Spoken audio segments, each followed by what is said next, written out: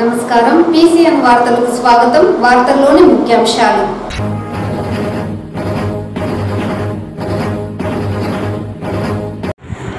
చిత్తూరు నగర అభివృద్ధి ప్రధాన లక్ష్యంగా కూటమి ప్రభుత్వం కృషి చేస్తోంది. చిత్తూరు ఎంపీ దగ్గుమల్ల ప్రసాదరావు, ఎమ్మెల్యే గురజాల జగన్మోహన్ వెల్లడి.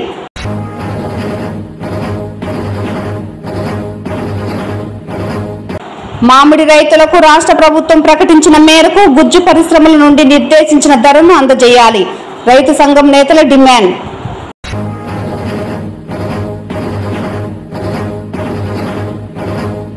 శాంతి భద్రతల పరిరక్షణ ప్రధాన లక్ష్యంగా విధులను నిర్వహించడం జరుగుతోంది. చిత్తూరు జిల్లా నూతన ఎస్పీ తుషార్ డూడి. వార్తల్లోని వివరాలు. సంవత్సరాల తరబడి నిర్లక్ష్యానికి గురైన చిత్తూరు నగరపాలక పరిధిలోని సాంబయ్య కండ్రిగా కట్టమంచి బైపాస్ రోడ్డుకు కూటమి ప్రభుత్వంలో మోక్షం కలిగింది. చిత్తూరు పార్లమెంట్ సభ్యులు దగ్గుమల్ల ప్రసాదరావు, ఎమ్మెల్యే గురజాల జగన్మోహన్, ఇతర ప్రజా ప్రతినిధులు రోడ్డు విస్తరణ అభివృద్ధి పనులకు సోమవారం భూమి పూజ చేశారు. ఎంపీ, ఎమ్మెల్యేలు పూజలు నిర్వహించి హిటాచీతో రోడ్డు పనులను లాంఛనంగా ప్రారంభించారు. ఈ సందర్భంగా ఎంపీ దగ్గుమల్ల ప్రసాదరావు మాట్లాడుతూ 3.66 కోట్లతో 2.2 కిలోమీటర్ల మేర రోడ్డును విస్తరించి అభివృద్ధి చేయనున్నట్లు చెప్పారు. గత 5 ఏళ్లుగా నిర్లక్ష్యానికి గురైన ఈ రహదారిలో అనేక ప్రమాదాలు జరిగాయన్నారు. 1.5 నెలల్లో రోడ్డు పనులు పూర్తి చేసేందుకు అధికారులు చర్యలు చేపట్టినట్లు చెప్పారు. ఎమ్మెల్యే గురజాల జగన్మోహన్ మాట్లాడుతూ చిత్తూరు నగరంలో రహదారుల విస్తరణ అభివృద్ధి కోసం చిత్తశుద్ధితో కృషి చేస్తున్నామని, ఇదే క్రమంలో గత ఎన్నికల్లో ఇచ్చిన హామీ మేరకు సాంబయ్య కండ్రిగా కట్టమంచి రోడ్డు అభివృద్ధి చర్యలు చేపట్టినట్లు చెప్పారు. రోడ్లను అభివృద్ధి చేయాలనే సంకల్పంతో ఎంపీ నిధులు, మున్సిపల్ చుడా R&B నిధులను సమీకరించి 3.66 కోట్లతో రోడ్లను విస్తరించి అభివృద్ధి చేస్తున్నట్లు చెప్పారు. ఇదే సమయంలో మొత్తం బైపాస్ రోడ్డును ఇరువైపులా డ్రైనేజీ, సెంట్రల్ లైటింగ్ వ్యవస్థతో అభివృద్ధి చేయడానికి అవసరమైన నిధుల కోసం సీఎంకి, R&B, మున్సిపల్ శాఖల మంత్రులను కలిసి మాట్లాడనున్నట్లు చెప్పారు. చిత్తూరు నగరాన్ని స్మార్ట్ టౌన్గా డెవలప్ చేయాలని ముఖ్యమంత్రి నారా చంద్రబాబు నాయుడుకి ఇదివరకే వినతి పత్రం అందించడం జరిగిందన్నారు. రానున్న అసెంబ్లీ సమావేశాలలోనూ చిత్తూరు నగర అభివృద్ధికి అవసరమైన నిధుల కోసం సంబంధిత మంత్రులు, శాఖల ఉన్నతాధికారులను కలుస్తామన్నారు. ఈ కార్యక్రమంలో mayor Amuda, Chuda chairperson Katari Hemalatha, commissioner Narasimhaprasad, మాజీ MLC BN Rajasimhulu, deputy mayor Rajesh Kumar Reddy, సహాయక commissioner Prasad, Mudiriyar corporation chairman Thyagarajulu, Chittoor market committee chairman Jhansi, Venkatesh Yadav, town bank chairman Ramesh Naidu, town Tedepa అధ్యక్షుడు నరేష్, కార్యదర్శి పచ్చియప్ప, కార్పొరేటర్లు, క్లస్టర్, డివిజన్ ఇన్ఛార్జీలు, అనుబంధ కమిటీల సభ్యులు తదితరులు పాల్గొన్నారు. దీని ప్రాజెక్టెడ్ కాస్ట్ 366 lakhs అంటే 3.66 crores. ఈ రోజు నుంచి ఎంత పీరియడ్లో span of 1 month or 1.5 month complete అయిపోయింది. ఇప్పటికే దగ్గర 10-15 ఏళ్ల నుంచి ఈ రోడ్డు రైతులు ఆలస్యమైంది. తర్వాత ముందు 5 ఏళ్లలో అసలు రైతుల నుంచి పట్టించుకున్నామని లేదు. అయితే చాలా యాక్సిడెంట్స్ కూడా జరిగాయి. అన్నింటినీ దృష్టిలో పెట్టుకొని కలెక్టర్ గారు, తర్వాత ఎంపీ లాడ్స్ నుంచి R&B వేయడానికి ప్రారంభం జరుగుతుంది. అందువల్ల ఈరోజు చాలా శుభ్రంగా 1.5 month తర్వాత ఓపెనింగ్ మళ్ళీ మన అందరం కలుగుతాం.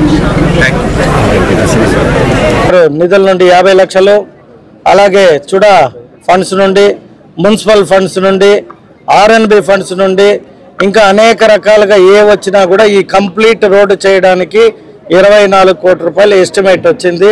సో 24 కోట్ల రూపాయలు ఒక్కసారిగా పూర్తి రోడ్డు చేయలేము కాబట్టి 5 ఫేజులుగా డివైడ్ చేసి ఫేజ్ 1, ఫేజ్ 2, ఫేజ్ 3 విధంగా నిధులను సమకూర్చుకొని ఈ రోడ్డుని కంప్లీట్గా అటు ఇటు డ్రైన్, సెంటర్ డివైడర్తో, లైటనింగ్తో ఎలాగైతే మనం ఫారెస్ట్ రోడ్డుని కంప్లీట్ చేసామో ఆ విధంగా ఈ రోడ్డును కూడా పూర్తి చేసే విధంగా మన కలెక్టర్ గారు, ఎంపీ గారు, చుడా చైర్పర్సన్, మన మేయర్ గారు, అలాగే మిగతా అందరూ కూడా నాయకులు సహకరించారు.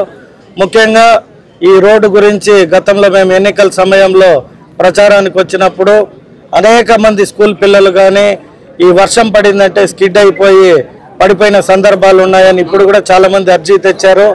ఆ అర్జీలో చూస్తే ఇంటర్నల్ రోడ్స్ కూడా మాకు సిమెంట్ రోడ్స్, డ్రైన్స్ కావాలి అని డిమాండ్లు ఎక్కువ శాతం ఉంది.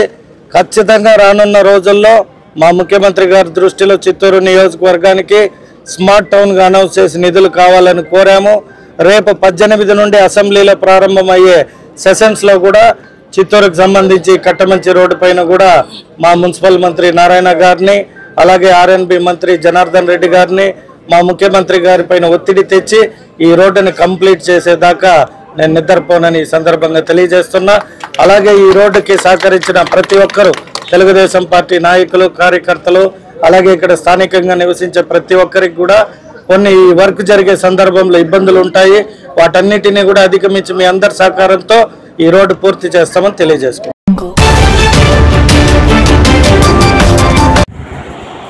జిల్లాలో ఎలాంటి సమస్యలు లేకుండా శాంతి భద్రతలకు పెద్దపీట వేసేలా చర్యలు తీసుకుంటామని చిత్తూరు జిల్లా నూతన ఎస్పీ తుషార్ డూడి తెలిపారు. జిల్లా ఎస్పీగా తుషార్ డూడి సోమవారం ఉదయం చిత్తూరు నూతన పోలీస్ కార్యాలయంలో బాధ్యతలు స్వీకరించారు. ముందుగా పూజా కార్యక్రమాలు నిర్వహించారు. పోలీస్ అధికారులు ఆయనకు పుష్పగుచ్చాలు అందజేసి శుభాకాంక్షలు తెలిపారు. అనంతరం జరిగిన మీడియా సమావేశంలో ఆయన మాట్లాడుతూ జిల్లాలో మహిళా రక్షణకు పెద్దపీట వేస్తామన్నారు. అలాగే గంజాయి, ఎర్రచందనం స్మగ్లింగ్ నిరోధంతో పాటు సమస్యాత్మక ప్రాంతాలలో ప్రత్యేక దృష్టి సారిస్తామన్నారు. ముఖ్యమంత్రి సొంత జిల్లాకు జిల్లా ఎస్పీగా విధులు నిర్వహించడం చాలా సంతోషంగా ఉందని, ఇటువంటి మహోత్తర అవకాశాన్ని ఇచ్చిన రాష్ట్ర ముఖ్యమంత్రి నారా చంద్రబాబు నాయుడుకి ప్రత్యేక ధన్యవాదాలు తెలియజేస్తున్నట్లు ఈ సందర్భంగా ఎస్పీ మీడియాకు వెల్లడించారు.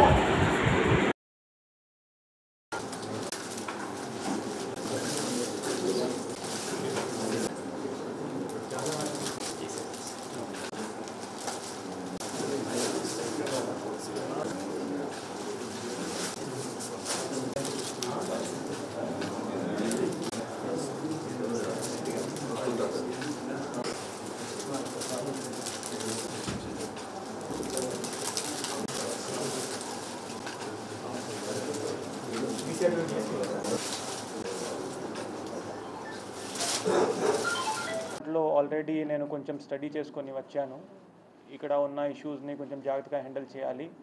Especially women safety, drugs issues, తర్వాత రౌడీస్ని కంట్రోల్ చేయడం అండ్ ఓవరాల్ ఒకటి ప్రశాంతంగా వాతావరణం ఈ పబ్లిక్కి ఇవ్వడం, అది నా ప్రయారిటీస్ ఉంటాయి.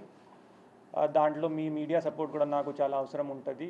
టైం టు టైం మీతో కమ్యూనికేట్ చేయడం, తర్వాత మీ ద్వారా ఇన్ఫర్మేషన్ తీసుకోవడం, అది అంతా మేము కంటిన్యూస్గా టచ్లో ఉంటాము.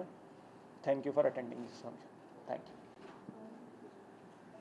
ఒక డీటెయిల్డ్ ప్లానింగ్ ఉంటుంది అండి. ఈరోజు కొంచెం ఓరియంటేషన్ చేసుకొని ఇంకా మీతో టచ్లో ఉంటాము. సో పాత ఆఫెండర్స్ ఎవరు ఉన్నారు, ఇంకా ఈ కొంచెం పర్సన్ వైజ్ కూడా, టైం వైజ్ కూడా అండ్ ఏరియా వైజ్ కూడా ప్లాన్ చేసుకొని దాంట్లో గట్టిగా చర్యలు తీసుకుంటాము.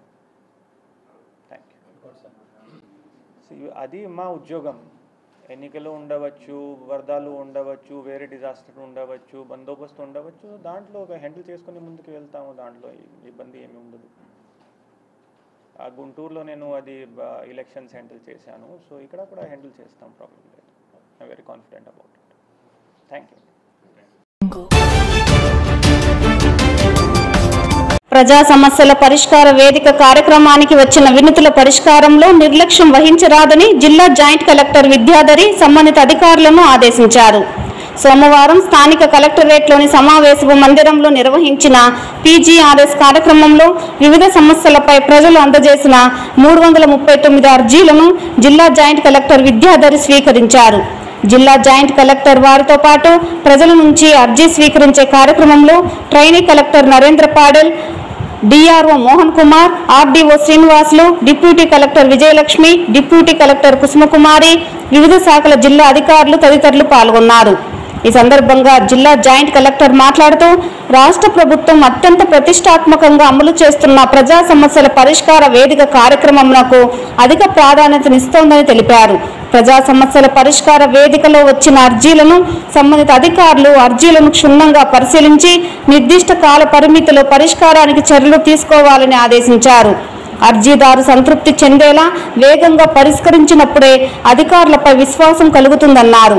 మొత్తం 339 అర్జీలు రాగా అందులో రెవెన్యూ మరియు సర్వే శాఖకు సంబంధించి 261, పోలీస్ శాఖ 12, పంచాయతీరాజ్ 5, దేవాదాయ శాఖ 2, రిజిస్ట్రేషన్ మరియు స్టాంపుల శాఖ 5, విద్యాశాఖ 4, ICDS 2, డ్వామా 3, పౌర సరఫరాల శాఖ 5, DRDA 24, RNB 1, విద్యుత్ శాఖ 1, సర్వశిక్ష అభియాన్ 2, కార్మిక శాఖ 1, పశుసంవర్ధక శాఖ 4, హార్టికల్చర్ 1, మున్సిపల్ అడ్మినిస్ట్రేషన్ 3, గ్రామీణ నీటి సరఫరా శాఖ 3, వివిధ ప్రాంతాల నుండి వచ్చిన అర్జీదారులు సమస్యలను జాయింట్ కలెక్టర్, RDO, డిప్యూటీ కలెక్టర్లకు అందజేశారు. ఈ కార్యక్రమంలో వివిధ శాఖలకు సంబంధించిన అధికారులు తదితరులు పాల్గొన్నారు.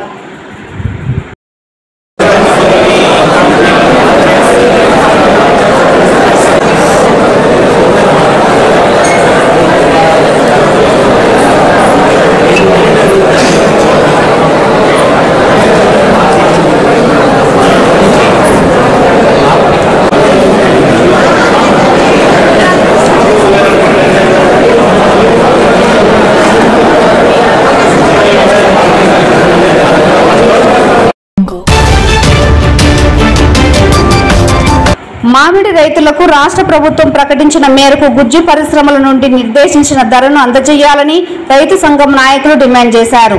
మామిడికాయ కల్పించిన గిట్టుబాటు ధరను తక్షణమే గుజ్జు పరిశ్రమల నుండి అమలు అయ్యే విధంగా చూడాలని డిమాండ్ చేస్తూ సోమవారం జిల్లా కలెక్టర్ కార్యాలయం ఎదుట రైతులు ధర్నా కార్యక్రమాన్ని నిర్వహించారు.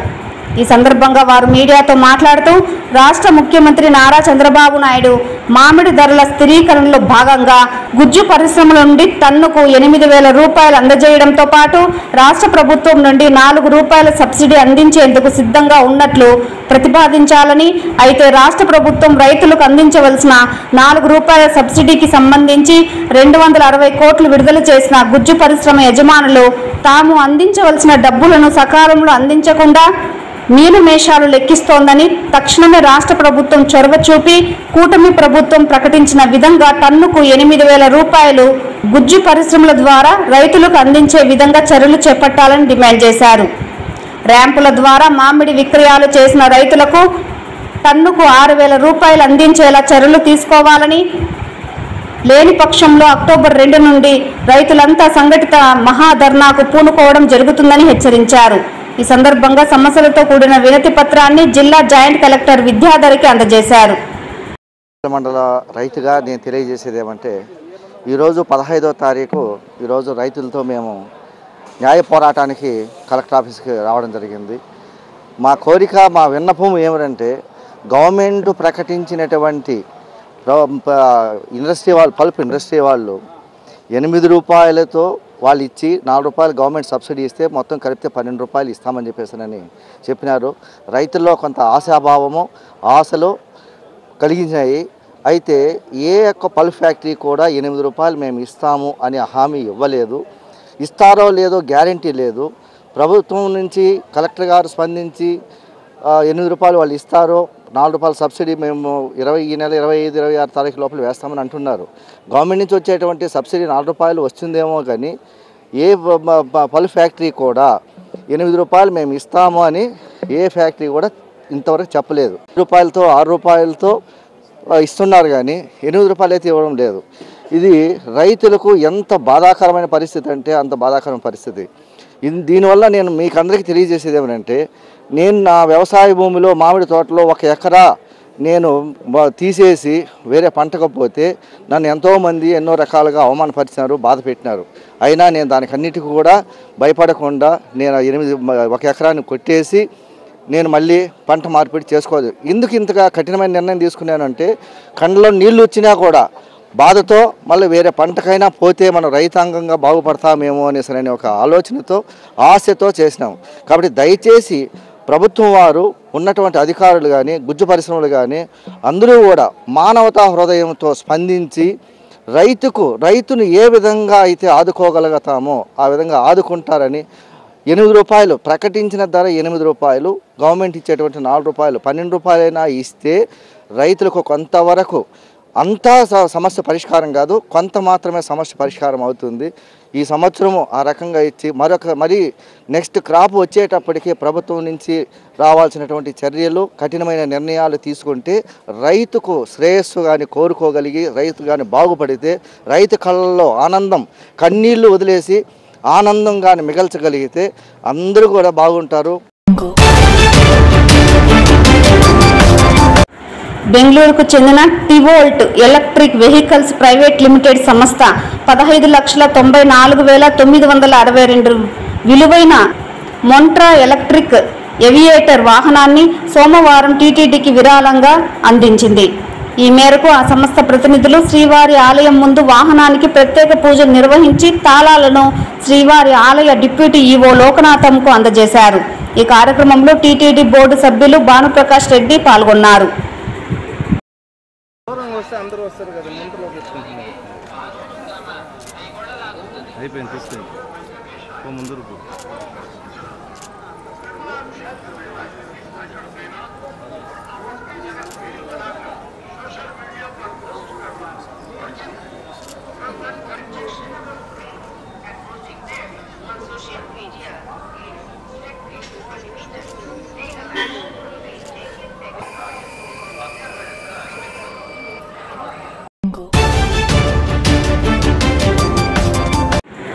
తిరుమల శ్రీవారిని ఈరోజు ఉదయం వీఐపీ విరామ సమయంలో పలువురు ప్రముఖులు దర్శించుకున్నారు.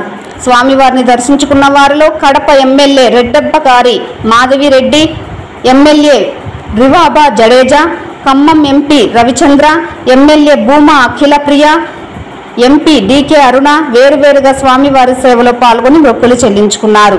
శ్రీవారి దర్శనార్థం తిరుమలకు విచ్చేసిన వీరికి ఆలయ అధికారులు స్వాగతం పలికి దర్శన ఏర్పాట్లు చేశారు. అనంతరం రంగనాథ మండపంలో వేద పండితులు వేద ఆశీర్వచనం చేసి స్వామివారి తీర్థ ప్రసాదాలను అందజేశారు.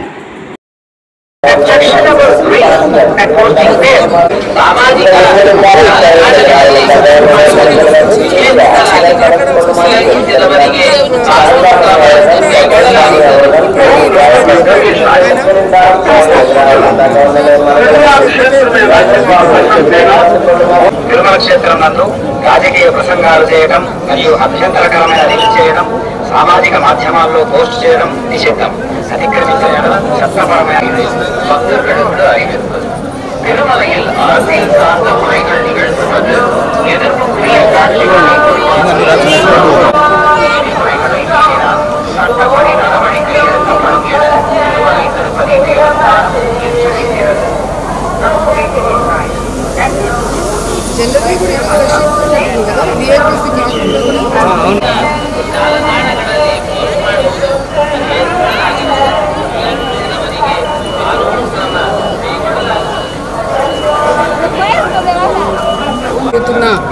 ఈ విమెన్ ఎంపవర్మెంట్ కమిటీ ఏదైతే దేశవ్యాప్తంగా కూడా అందరూ కూడా మహిళలందరూ వచ్చి ఆ తిరుపతిలో మీటింగ్ జరుపుకోవడం, మరి తిరుపతికి వచ్చిన వాళ్ళు తప్పకుండా ఈ ప్రాంతానికి వచ్చిన వాళ్ళు తిరుమల దర్శనం చేసుకోకుండా శ్రీవారి దర్శనం చేసుకోకుండా వెళ్ళేది ఉండదు.